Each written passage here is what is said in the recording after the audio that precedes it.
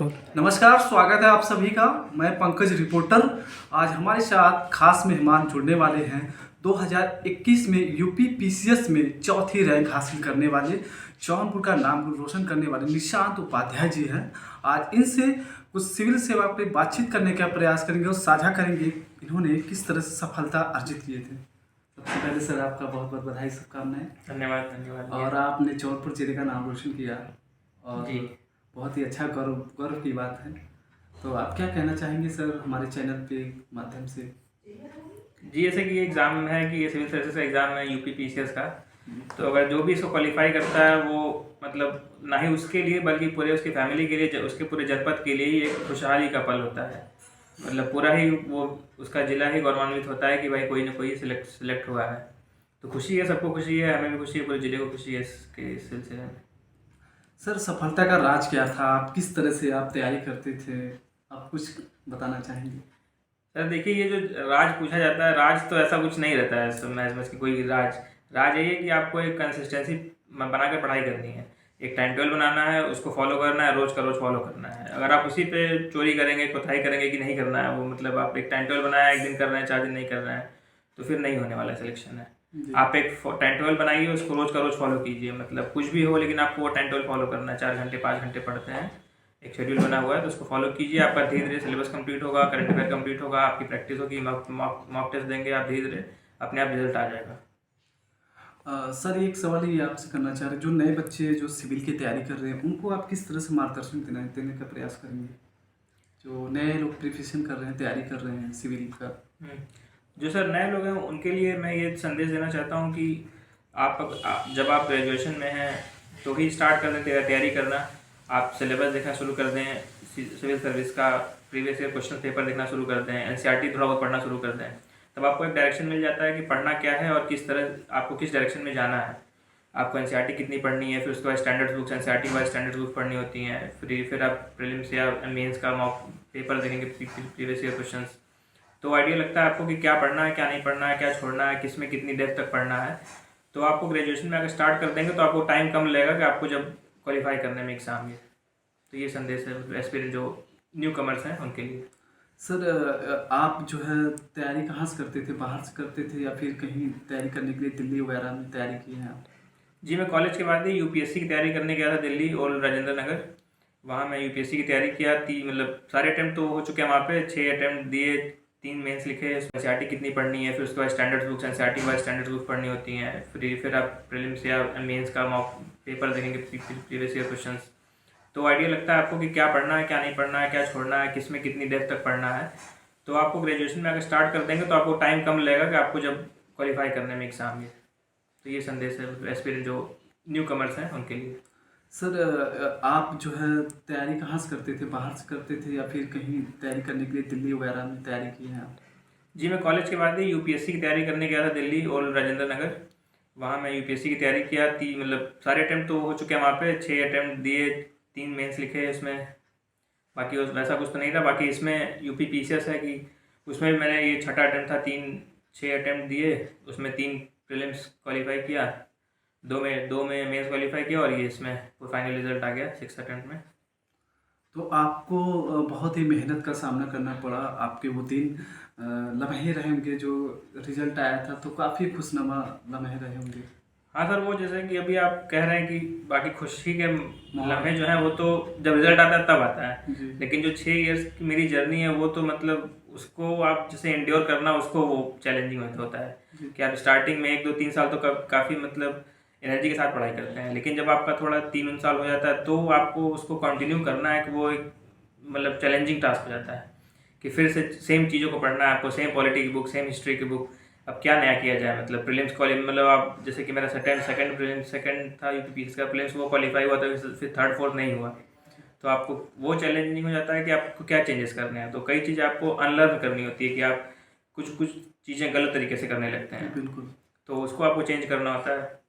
फिर प्रैक्टिस है, mock practice है कि ऐसा आपको बहुत ज़्यादा लिखने होंगे। अगर आप मेंस में लैग कर रहे हैं तो आपको मॉक टेस्ट बहुत ज़्यादा लिखने होंगे। मतलब आपको प्रैक्टिस करते रहिए, जहाँ भी आप लैग कर रहे हैं उसकी प्रैक्टिस कीजिए, उसकी प्रैक्टिस बढ़ाइए, तो आप सक्सीड कर पाएंगे।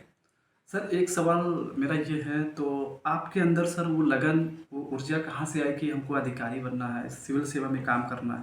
आप कहाँ से मोटिवेट हुए हैं? हमारे दर्शकों को बताने का प्रयास करें, मोटिवेट आप कहाँ से हुए हैं, जानने का प्रयास करेंगे। हाँ, जैसे मोटिवेशन एक जैसे कि एक डेफिनेट सोर्स नहीं हो सकता मोटिवेशन का, कि आप जैसे एक ही चीज़ है यही मोटिवेट कर रही है। मोटिवेशन आप हर जगह से ले सकते हैं। जैसे मेरे लिए था कि फैमिली में स्टार्टिंग से माहौल था कि सिविल सर्विसेज में जाना है।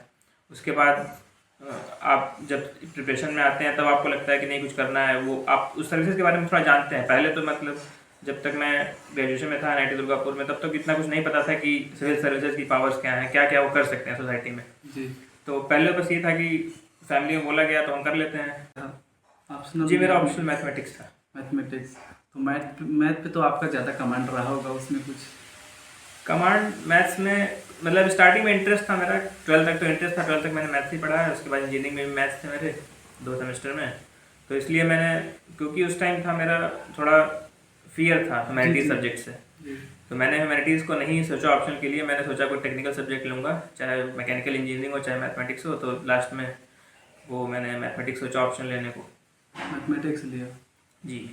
तो और एक बात ये भी मैं बताना चाहता हूँ कि मैथमेटिक्स ऐसे एज अ मतलब लोग जब उसके मार्क्स देखते हैं तो लगता है कि मैथमेटिक्स के साथ मतलब बायस्ड होता है, नंबर बहुत ज़्यादा मिलता है। तो यहाँ पे मैं कहना चाहूँगा कि मैथमेटिक्स मैंने 3 मेंस लिखा यूपी में, और 3 UPSC में लिखा हूँ। तो मैं यूपी PCS के बारे में बताता हूँ कि मैं जैसे कि फर्स्ट में 17 में लिखा था 2017 में, तो मेरे लगभग आए थे, एक में 114 आए थे और एक में पेपर 2 में 90 मार्क्स आए थे। जी।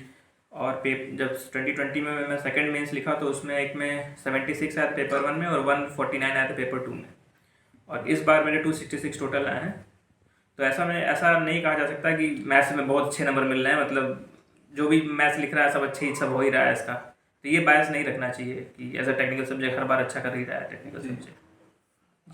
तो और आप क्या कहना चाहेंगे हमारे चैनल पे, हमारे जो भी दर्शक सिविल सेवा की ज़्यादातर तैयारी कर रहे हैं, उनको आप किस तरह से आप मोटिवेट करेंगे, क्या कहना चाहेंगे आप लास्ट में?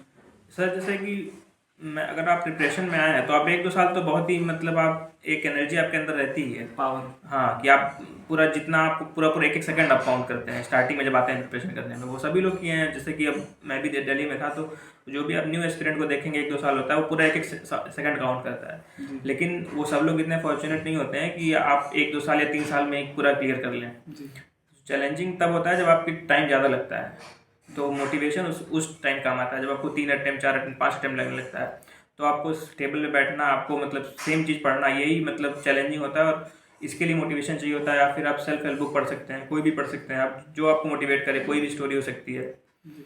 तो ये सब सारी चीज़ें हैं जो मोटिवेट कर सकती है। जैसे वो मोदी जी का परीक्षा पे चर्चा आता था, जी। एक बार आया था, जी। तो मैं उसको भी सुना। मतलब कभी कभार आप होते हैं ऐसे इस मूड में कि लोकसभा कुछ वो किया जाए। लोकसभा देखते हैं लोग, ज़्यादातर सिविल में देखते हैं टीवी, लोकसभा टीवी डिबेट पे, डिबेट भी देखते हैं। हाँ। तो डिबेट। आप मतलब आप, हाँ, करंट अफेयर के लिए लोग देखते हैं। मैंने तो वो खास नहीं देखा लोकसभा डिबेट, चाहे बिग पिक्चर हो चाहे वो। कभी कभार 1-2 मतलब ऐसा मिल गया, नहीं तो मैं करंट अफेयर के लिए वीकली मैगजीन फॉलो करता था विजन का। जी।